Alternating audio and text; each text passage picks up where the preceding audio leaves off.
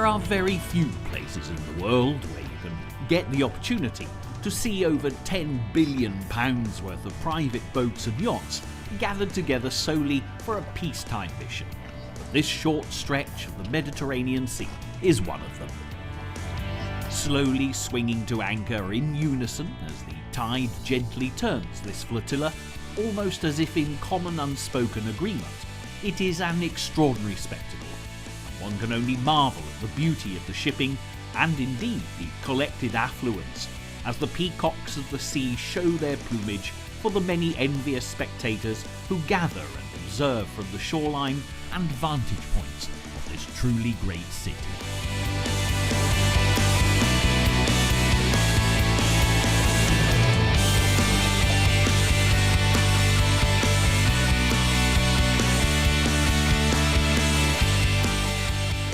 There are very few places in the world where you can get the opportunity to see over £50 million worth of private cars, gathered solely for yet another display of all year round plumage. But this short stretch of road outside the world's most famous casino is one of them.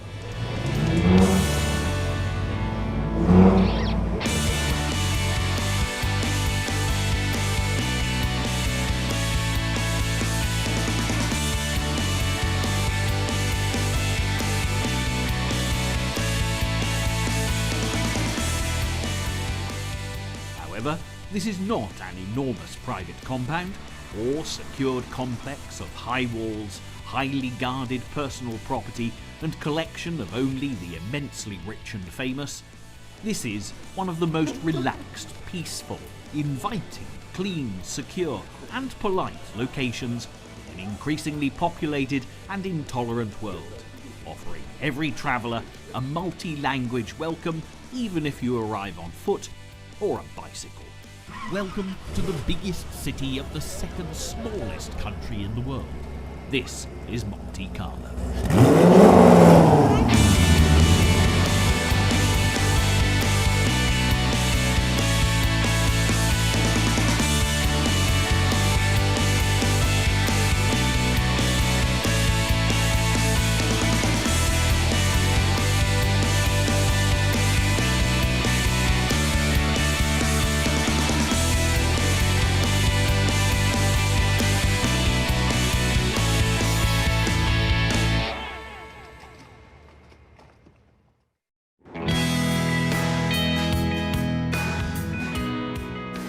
The Principality of Monaco, no larger than a small village in its own right, is in fact divided into several distinctive tiny towns, Monte Carlo being the best known.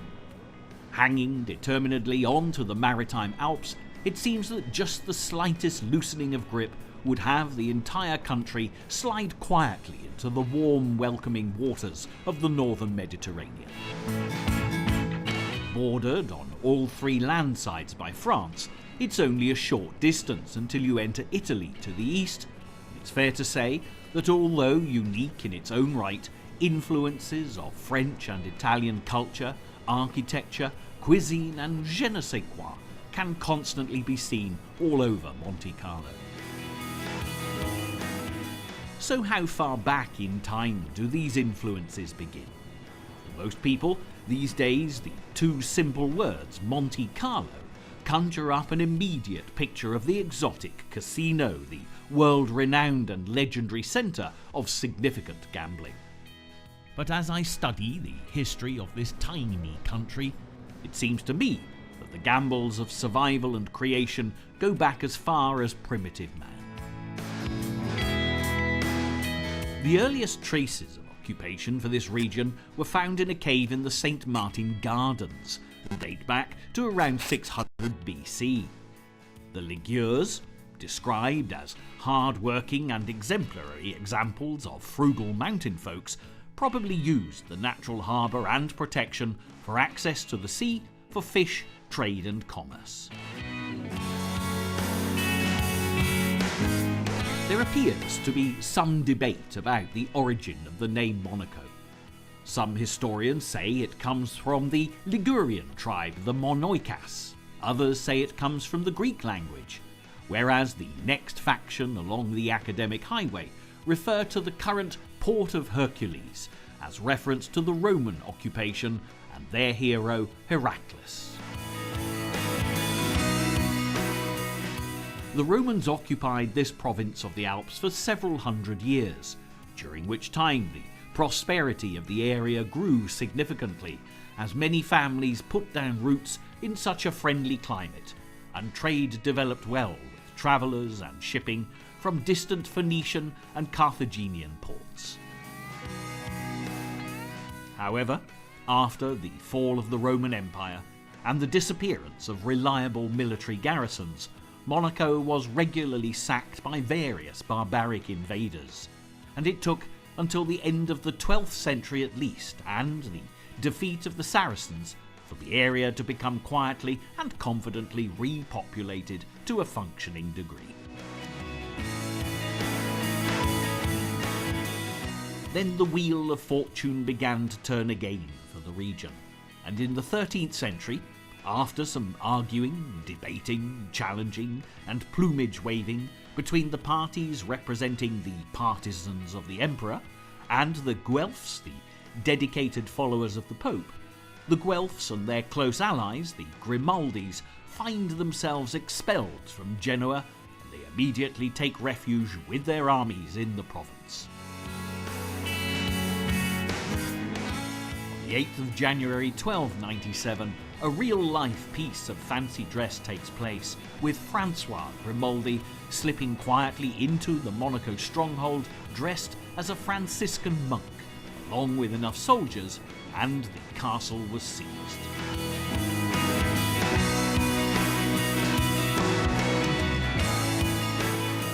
The rest is history, as they say.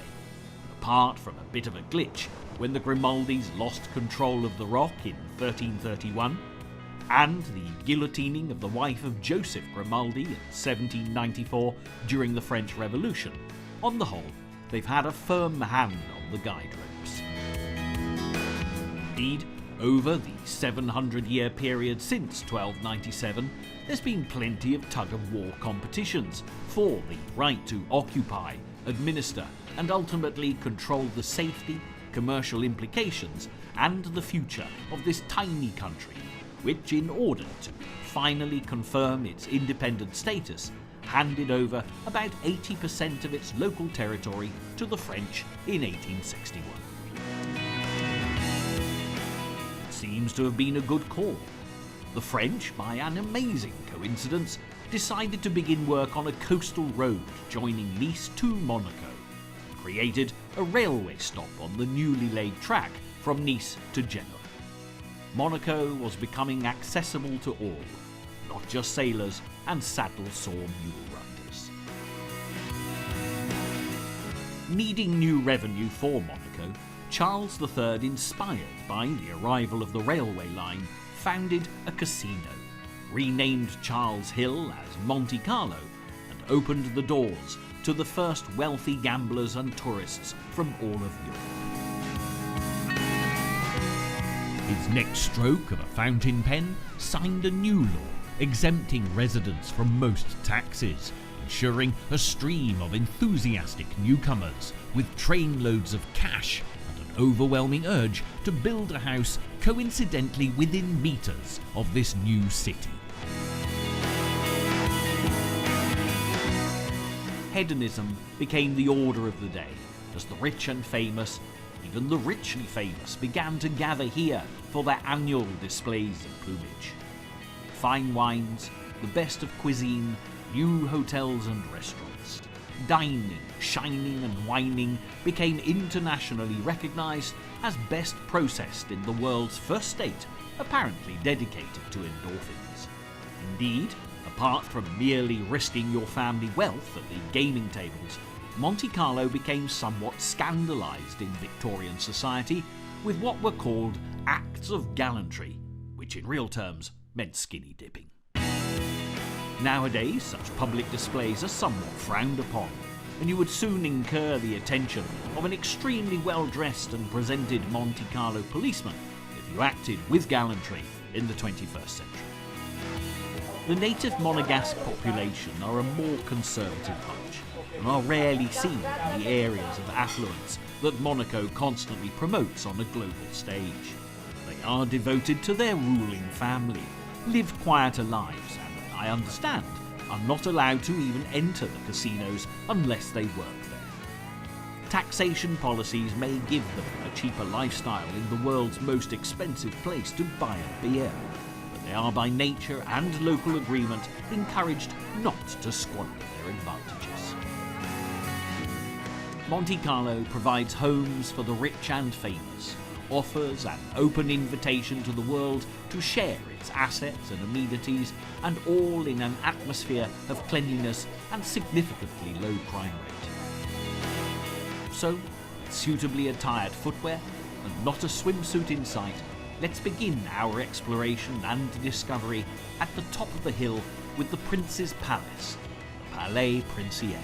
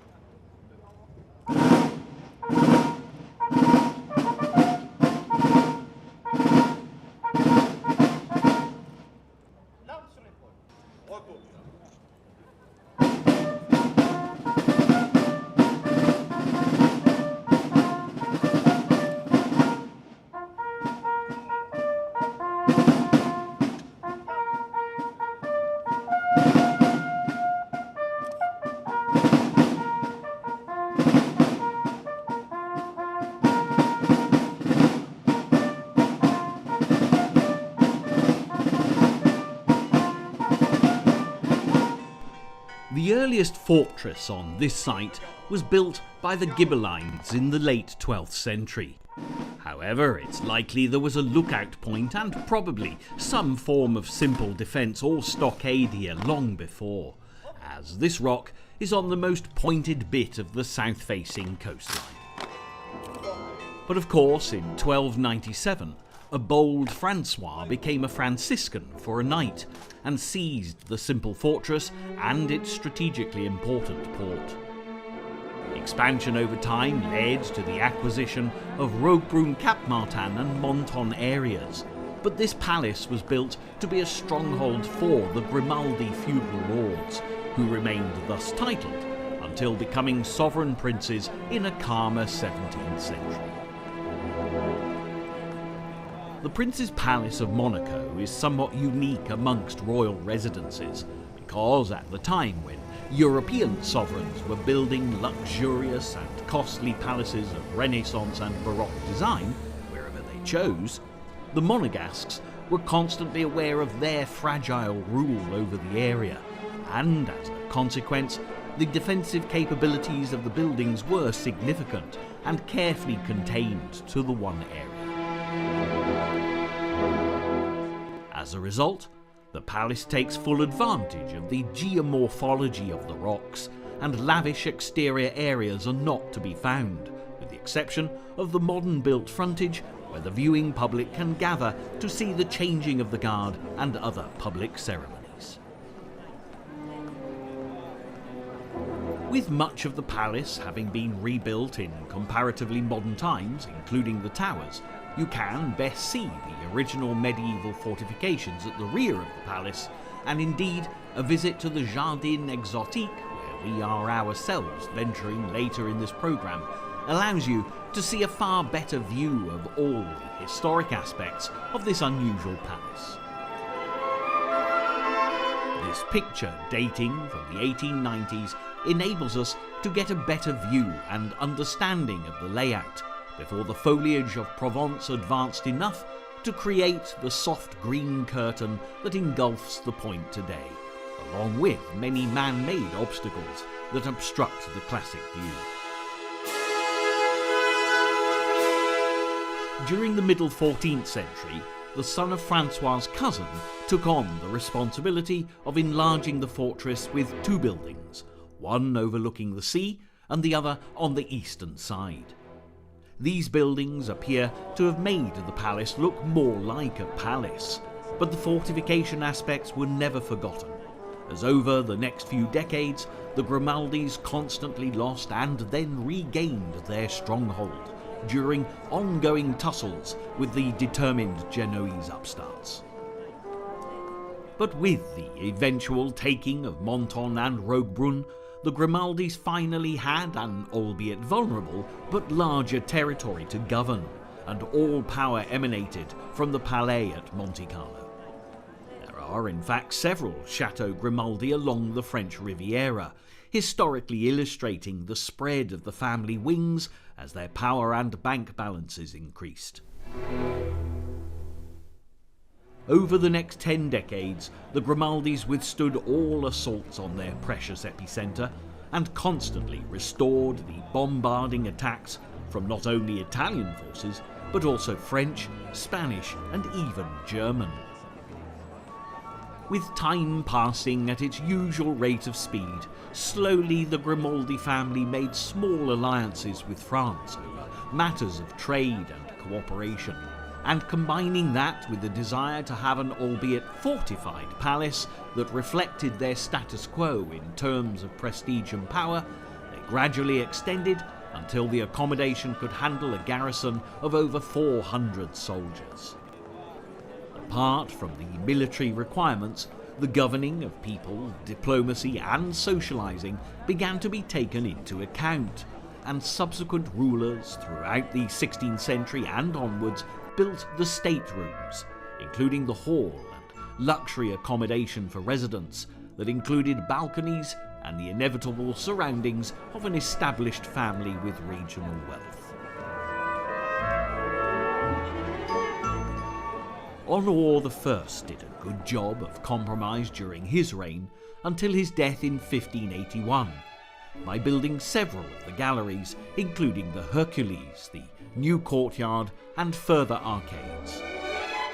But ever mindful of the silk-thin stability of the French treaties, he commissioned All Saints' Tower and the Serravalle Bastion. The semicircular tower guarded the mainland link, while at the same time underground passages met the new bastion, which was basically a 3-story gun tower. Underneath the new courtyard, a cistern was created, capable of storing enough fresh water to sustain a 1,000-strong garrison for up to 20 months if required, and all areas could now be reached without sticking a single head over a parapet wall. All these efforts failed to stop, surprisingly, the Spanish from occupying the Grimaldi's special home with a garrison in 1605. Albeit that about 30 years later, the Spanish king finally referred to Honor II as Serene Prince, immediately creating an official principality for Monaco, even though Spanish troops had their feet up on the Grimaldi kitchen furniture at the time.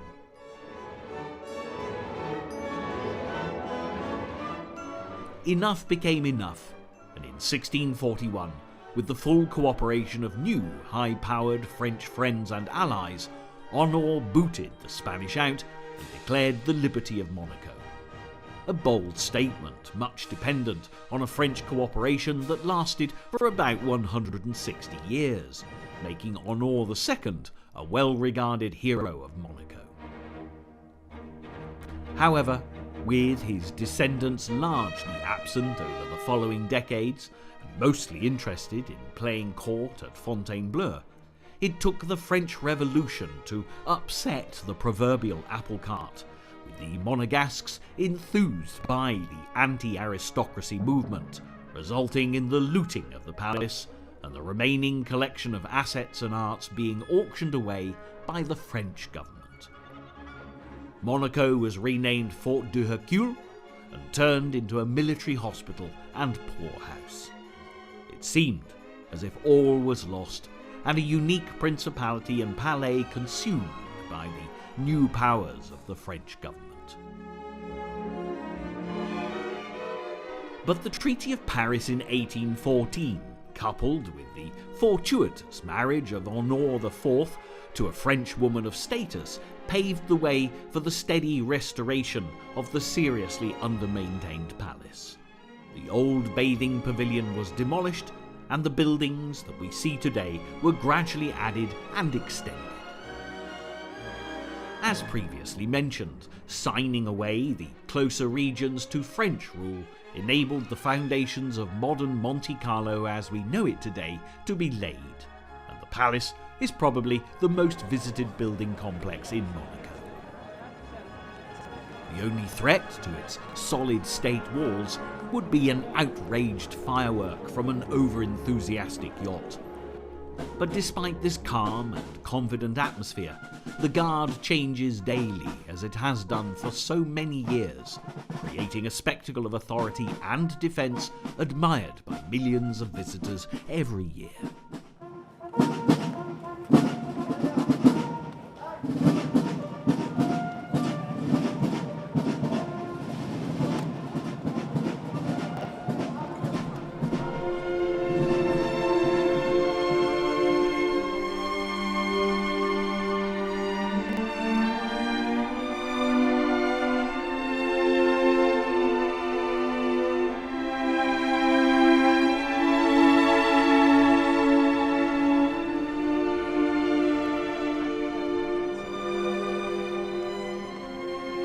Just a little further from the palace than the average tourist can throw a stone is a rather special building worthy of visiting, especially if you want a little peace and calm after exploring the palace, the local shops and cafes. The Cathedral of Monaco, although only built in the 1870s, has become a shrine in its own right, as it not only houses the tombs of the former princes, but is the final resting place of Princess Grace, who tragically died in a car accident in 1982. The former Hollywood movie star known as Grace Kelly married Prince Rainier in 1956 at the age of 27. She boldly stepped off the red carpet of Tinseltown and onto the royal walkway of the palace, becoming an international royal sensation and ambassador for Monte Carlo almost overnight.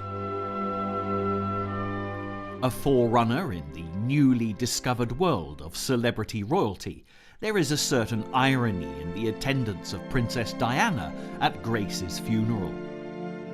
To add poignancy further, it is publicly noted that one of Grace's best pieces of advice to the then Lady Diana Spencer was, "Don't worry, dear, you see, it'll only get worse."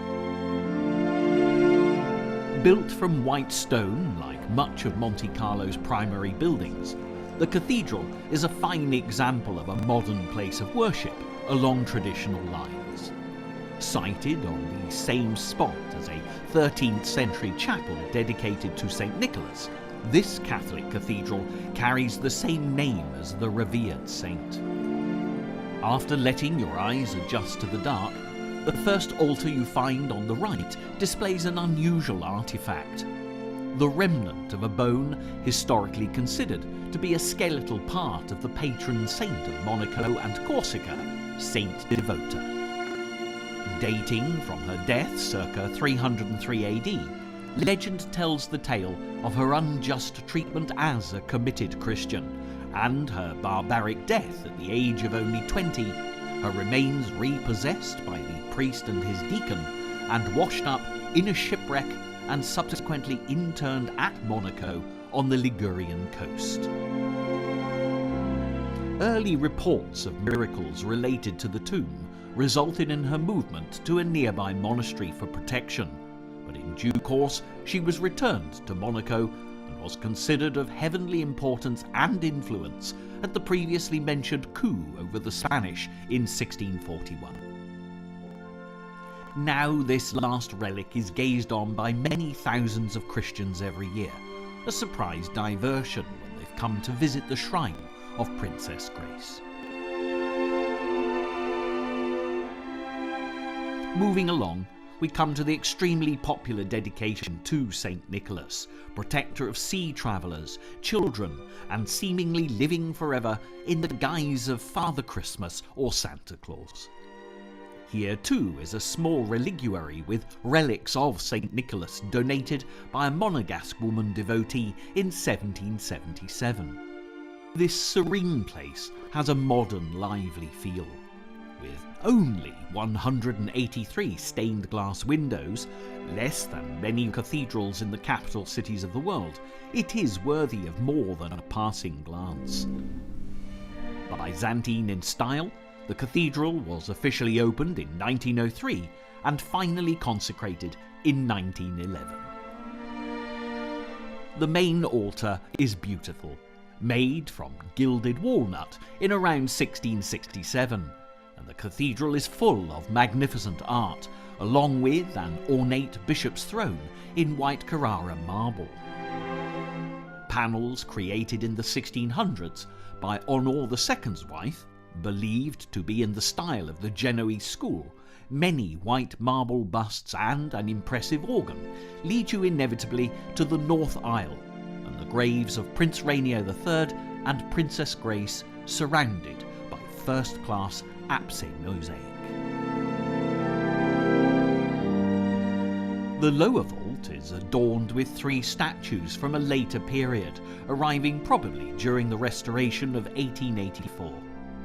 Many Pieta, depictions of the grieving Mary and her dead son Jesus Christ, can be found throughout the cathedral, and there's a plethora of artwork to discover.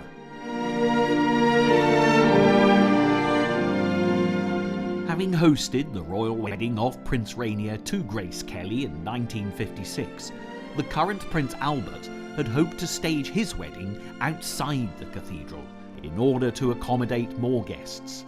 But it was decided instead that the Archbishop of Monaco would perform this latest of Monte Carlo royal weddings in the main courtyard of the palace instead.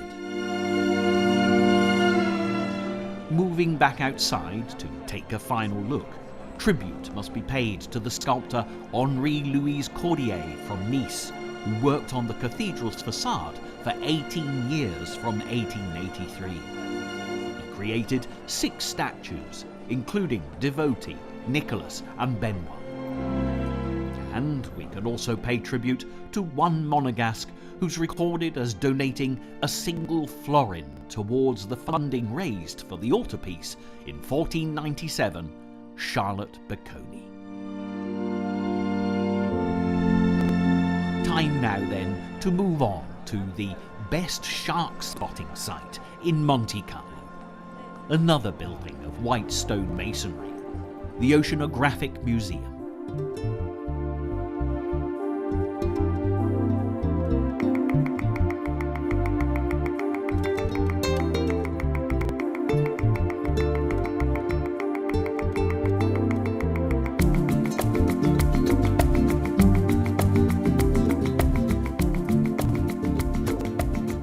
This stonework is a bit special to the Monaco region and buildings. Built from the same materials as the cathedral, they are quarried at La Turbie, east of Monte Carlo. Famous in Roman times for the huge monument that Augustus made to celebrate his victory over the resident Ligurian tribes, it is still the source of white limestone for the region, and about 100,000 tons of it was used to build this 85-metre high building over a period of 11 years.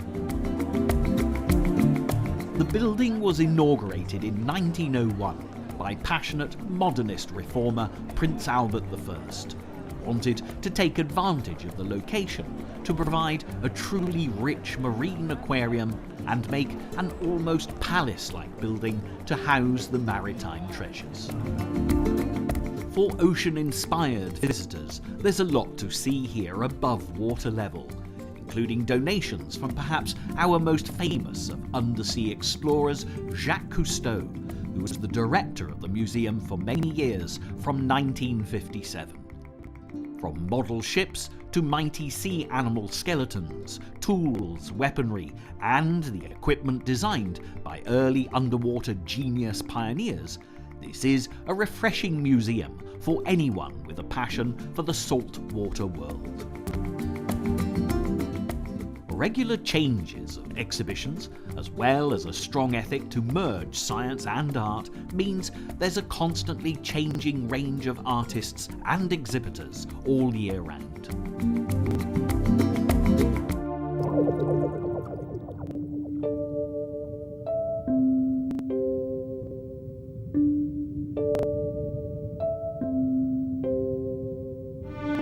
Underneath the museum is 6,500 metres square of aquarium, where you can view over 6,000 specimens of aquatic splendour, and it is a great place to enjoy the spectacular views, all in the comfort of an air-conditioned building and not a snorkel to be seen.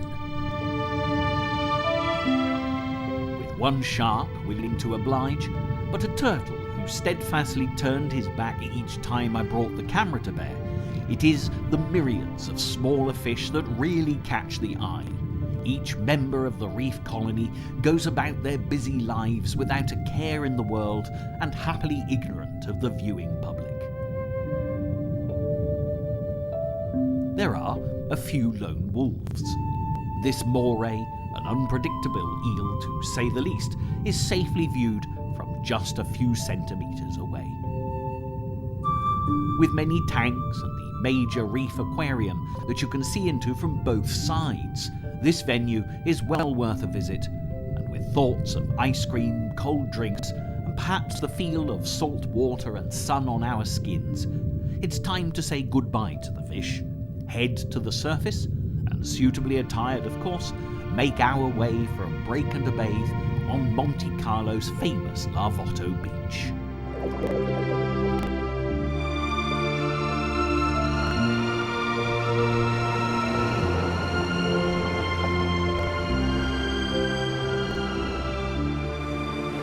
This stretch of seashore has changed little in the last 30 years, primarily because it's man-made from the extracted stones of local tunnel building.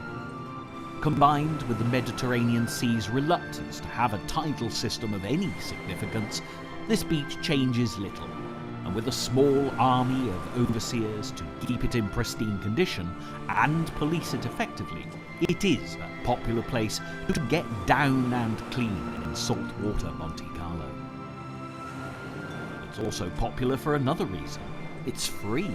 Unlike the road that runs behind the beach, Princess Avenue Grace, which the Wall Street Journal reported in the early 21st century as being the most expensive street in the world to live on, which might account for the cost of hiring a lounger and a parasol for a couple of hours being the equivalent purchase price of a few hectares of land elsewhere in the world.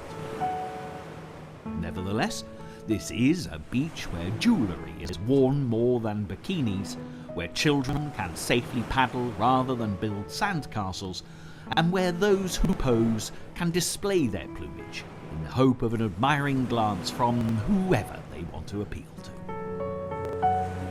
It is only at this time of year that the horizon is interrupted by the flotilla of boats gathering for the annual yacht show. Otherwise, there is nothing but blue med and blue horizon as you gaze out to sea and take in the fresh African-driven Mediterranean air. Behind you, and pragmatically climbing the hillsides to the left and right, Monte Carlo spreads mathematically before your eyes, and it is but a few hundred centimetres until you are into the beaches and accommodation of the richly bathed, who can part with the admission and membership fees without remortgaging their houses. This is Monte Carlo Beach Club. The car is a Bugatti Veyron, about $2 million worth of brushed aluminium. The model posing with this very rare car is a top lady from faraway South America. The jewellery and furs are real. She arrived in a Bentley. There's little room to store a lipstick and eyeshadow in a Bugatti, of course. Inside the Monte Carlo Beach Club is every seaside requirement a dollar would wish for. Hot and cold running waiters, your own jellyfish-proof piece of salt water, and of course, room to stretch out and admire or be admired.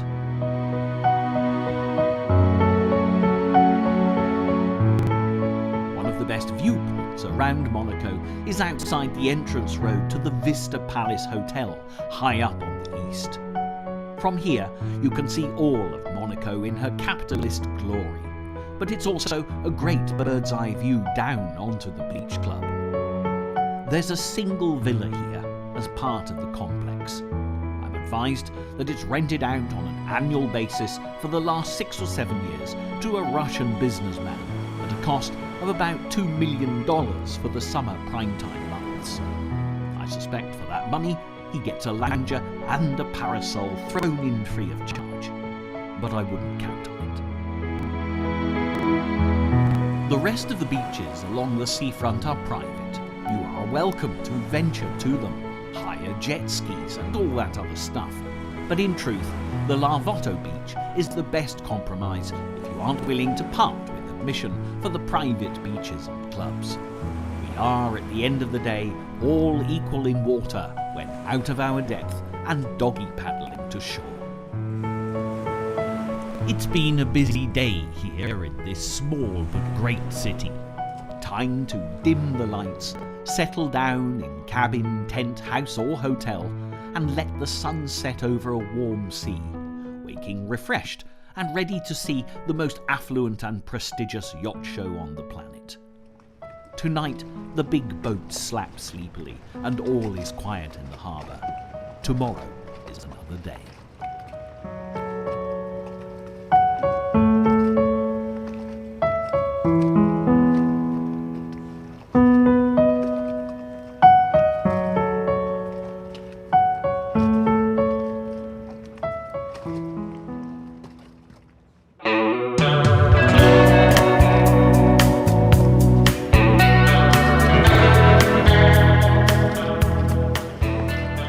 Creaks and groans of seamen's bones and not a ratline rattling in the non-existent wind today, this piece of road and harbour is transformed in September every year to cater for the world's most upmarket boat show.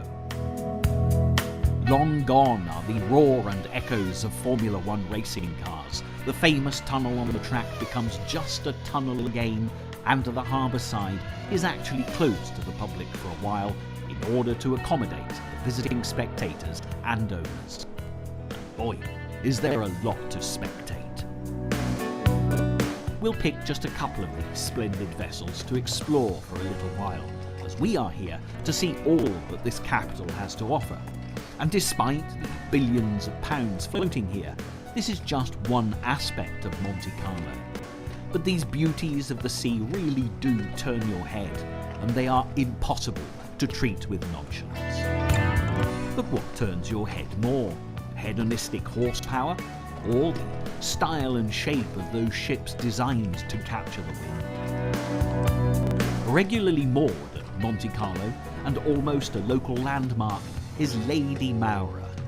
Privately owned and not for sale, she is an extraordinary craft with her gold plate dressage and ship-shaped bridge. You begin to understand the difference between the boats that are for sale and those that are just there to show, as those that are not for sale rarely have skippers or crew willing to tell you the bottom line in terms of dollars, pounds or euros. Lady Maura was the first ship of her kind to be designed to hide away all tenders and sundries in order to create a sleeker exterior and layout. Size similar to a small cruise liner, demand is growing for more and more of these largest of private boats, and Lady Maura sets a benchmark still, despite being in her early 20s. She really is a pretty boat. The helicopter that is sometimes parked on her rear end looks almost toy-sized in relation. Close by is another pristine piece of white waterware. Vessels like this demand the highest standards of attention and care, and it's not unusual to find that several members of the same family captain and crew them. This Sunrise, built in Georgetown, is a clear example. The ship is captained by a highly experienced mariner, combined with a character who must carry all responsibilities for the diplomatic and ambassadorial aspects of representing the private owners in a public place. His son also crews the boat, and indeed his wife must be an extremely skilled cuisine artist, as she's the cook. Little room for a helicopter here. The hot tub has pride of place.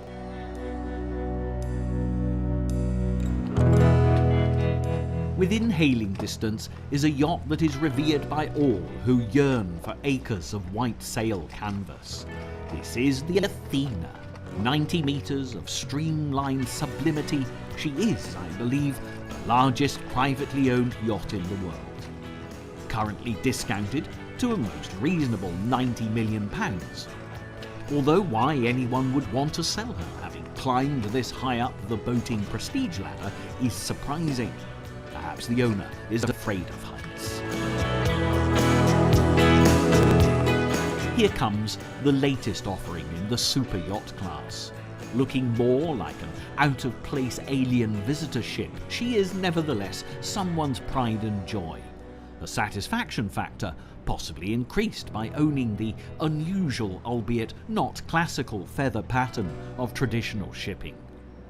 However ergonomically these craft may be in their decor and design, I still think that the carbon footprint created is not easily washed away with a swabby's brush.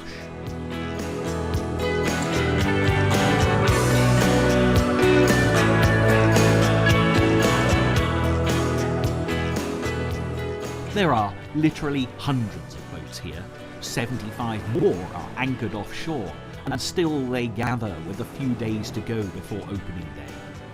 It is the must-be place to go when you are the owner of a large capstan, and indeed a must-be-seen by any tourist interested in yachts. If you want to watch Formula One in a unique street circuit, come in May. If you want to see Formula One boats, then come in September.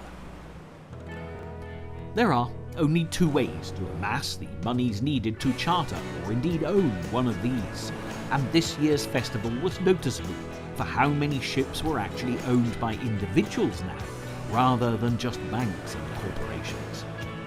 You either earn the loot, or you head to the once only chance saloon you have locally to win the monies. Time to change our deck shoes and head off to our next stop on this exploration of Monaco, the historically and world-famous Casino Monte Carlo.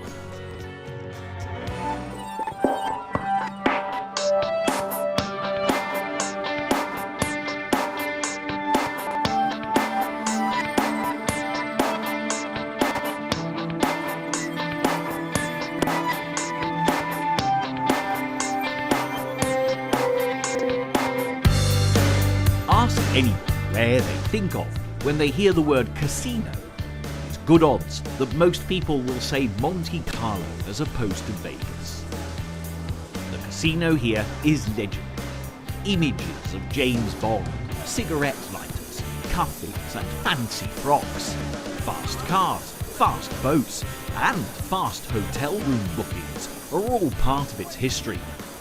The Man Who Broke the Bank at Monte Carlo, a song in the 1890s, a movie by the same name in the 1930s, a book in 1983, and even a musical farce staged in 1988 off-Broadway. All these aspects lend a certain kind of romance to dreams of winning wealth. Nobody walks into this building without wondering if this could be their lucky day. A tourist with €5 who is unsure of which slot machine may pay out with the smallest investment. A studious and serious player who calculates the differences in statistics between roulette and blackjack. The high roller who heads quietly to the private rooms of the inner sanctum. And then someone pulls up outside in a really posh car, parks across all the precious few spaces, and you know that even the high roller is merely rolling around the lowlands. Before we step onto hallowed ground, however, let's enjoy the other aspects of this location. To the west, and seemingly the rear of the casino building, is the Opera House. Built in 1869, it was immediately popular because of its acoustic capabilities, and composers such as Bizet, Franck and Massenet debuted works here. These days, its popularity comes from a fusion of performance repertoire, classical and more modern usurpers. This is a glorious piece of architecture, probably better viewed from across the harbour on the road to the Palais, or from the quayside. Also, to the west of the square is the Hotel de Paris, about as fabulous an aspect as you could want for a classic hotel. The inner sanctums here include a vast lobby with a statue of Louis XIV astride his horse, the Garnier and Churchill suites, and for those interested in the bottled grape, there is an extraordinary wine cellar to drool over. Literally hundreds of thousands of the finest examples known lie on over a kilometre of racking, all housed in about 1,500 square metres, hollowed out of the natural rock foundation that supports this top 500 in the world hotel. Across the square to the east, with its ornate sculptures, well-tended grass and flower beds, is the Café de Paris. It first sold a coffee as the Café Divan in the early days of Monte Carlo, and has always been known as the place to meet, people watch, car spot, eat, drink and make merry in Monaco. Its interior is Art Nouveau in style, light and airy, offering the familiar sounds of popping champagne corks and the crack of freshly starched linen as yet another table is dressed. Or you can sit outside under the chalet-style awning and watch the humble and not so humble players that enter the temple of gambling just a few steps away.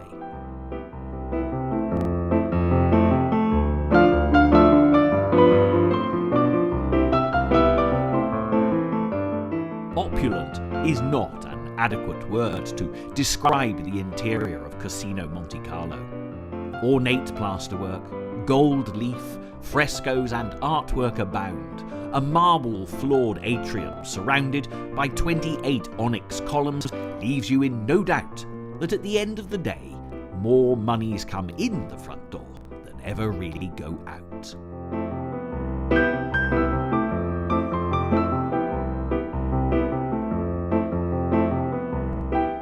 You don't have to be interested in playing and gambling to visit here.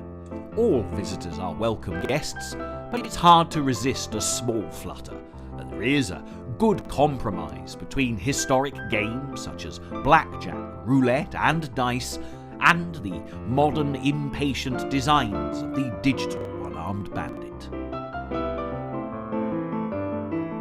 For those who wish to venture into the land of serious gambling, either drawn by hope or they can afford such entertainment with no need to mortgage the cat, the inner sanctum is where the high rollers play. It is astounding how much wealth is speculated here on almost a daily basis, as luck ebbs and flows, just like the tidal effect on the peacock bobbing boats, all lined up and as silent as the orchestra in the pit next door in the Opera House. Ready for the celebratory overture to begin, or sometimes just a sad finale. Outside again, we can take one last look at this epicenter of fortune and misfortune, and now it is time to seek a quieter space, a respite from all the honking horns, whistles, appreciative oohs and ahs from the gathered spectators, the bustling doormen, gardeners, delivery men, managers, and immaculately liveried car parkers. Take a short ride, or if a little more determined, a 40-minute uphill stroll to the westernmost viewing spot for Monaco, a Jardin Exotique.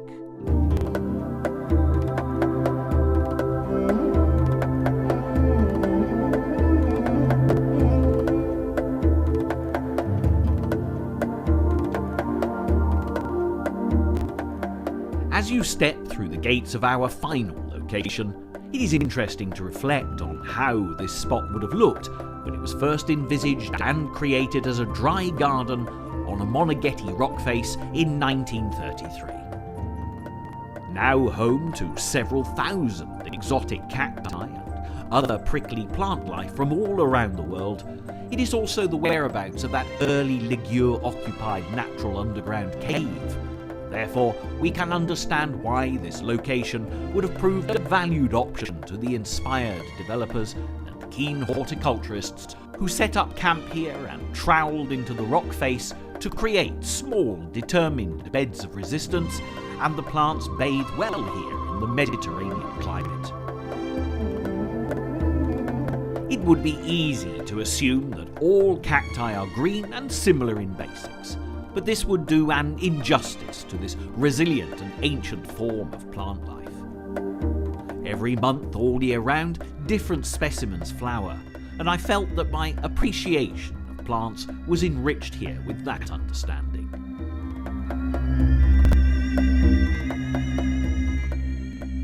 The views are impressive. You would have to roll a dice at the casino to see which spot gave the best views. Maybe here at the Jardin at the beginning of the day, but then to the Hotel Vista at the end for the chance of a setting sun casting a last blast of light over this impressive principality.